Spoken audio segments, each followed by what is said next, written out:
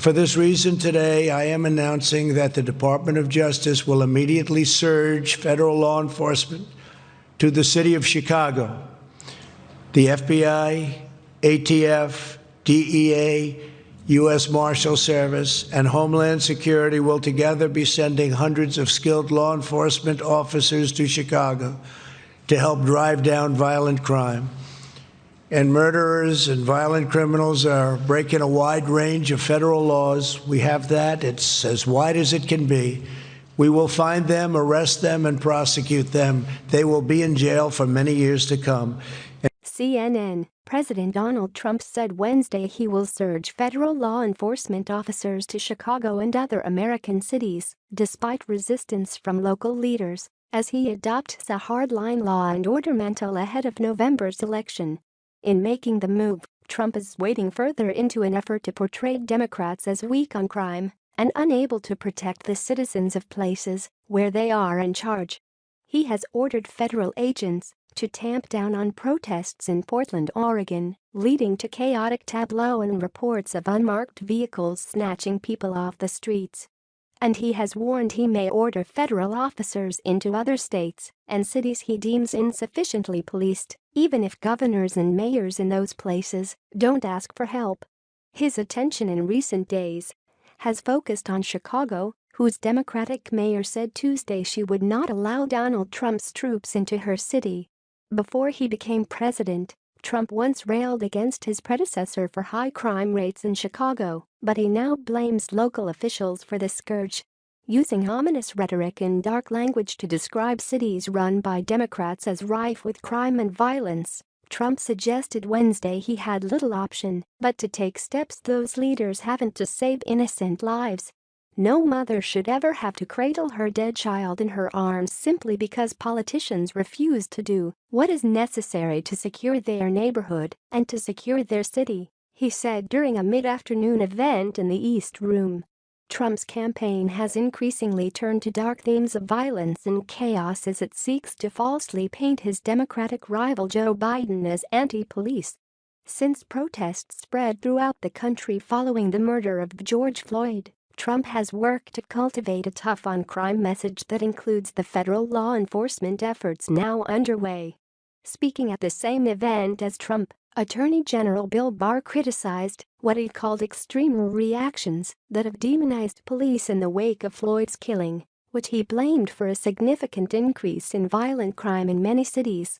Trump was announcing the expansion of the Operation Legend initiative, a Justice Department program first established in Kansas City earlier this month that utilizes federal law enforcement officers from the FBI, U.S. Marshals Service, Drug Enforcement Administration and Bureau of Alcohol, Tobacco, Firearms, and Explosives to combat violent crime.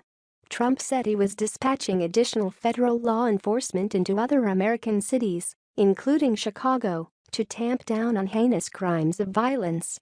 Barr said there were about 200 federal agents dispatched as part of the program to Kansas City, and said a comparable number would head to Chicago to augment existing teams already there.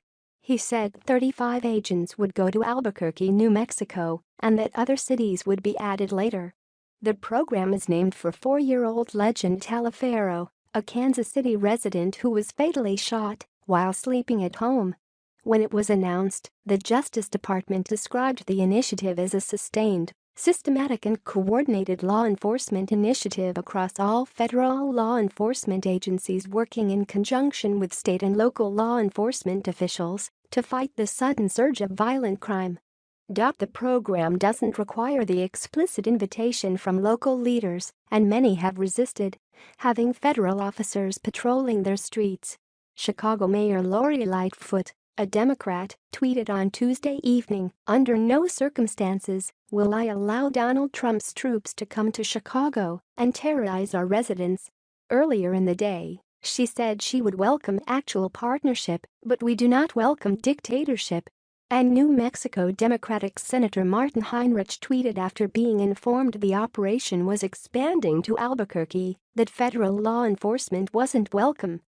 Given the mess it created in Portland, I let him know in no uncertain terms that this isn't the kind of help that Albuquerque needs, he wrote on Twitter. Heinrich was referring to a separate Trump administration effort led by the Department of Homeland Security to quell protests in Oregon that has drawn scrutiny for its tactics. Leaders there have said the federal law enforcement presence has exacerbated tensions with protesters who are marching against systemic racism in policing. The Trump administration has claimed it has authority to protect a federal courthouse in Portland in explaining its actions. On Tuesday, White House Press Secretary Kayleigh McEnany said Trump was very discouraged by the violence that he's seen in Chicago and claimed Lightfoot was clearly unable to control her streets. A day earlier, Trump himself suggested he would expand the deployment of federal law enforcement officers to other cities led by Democrats. Trump has turned increasingly to law and order themes as he works to portray Biden as weak on crime. His effort began in early June after the murder of Floyd, an unarmed black man who died in police custody in Minneapolis. After mostly peaceful protests spread decrying Floyd's death and larger issues of systemic racism, Trump sought to tamp down on occasional flare-ups of violence and to claim his Democratic rival is weak on crime. His attacks, however, have relied on false talking points, including that Biden supports defunding police. In fact, Biden has said he supports increasing funds for community policing efforts. But that hasn't stopped Trump's campaign from releasing fear-mongering ads that suggest 911 calls would go unanswered if Biden is elected president, including one this week that depicted an elderly woman being attacked in her home.